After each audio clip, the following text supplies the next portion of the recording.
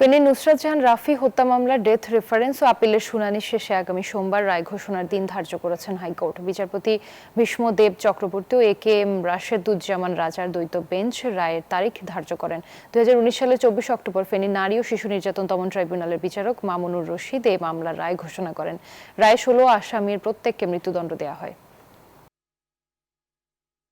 ফেনীর আলোচিত মাদ্রাসা শিক্ষার্থী নুসরাত হত্যা মামলার যে মৃত্যুদণ্ডপ্রাপ্ত আসামিদের আপিল এবং রেফারেন্স তার চূড়ান্ত শুনানি শেষ হয়েছে এবং আগামী 24শে অগাস্ট সোমবার এটা রায়ের জন্য দিন নির্ধারণ করা হয়েছে। প্রকৃতপক্ষে যিনি দায়ী, যিনি যখন দোষ করেছেন, সেই দোষী ব্যক্তি অপরাধের প্রমাণ হলে তিনি শাস্তি পাবেন।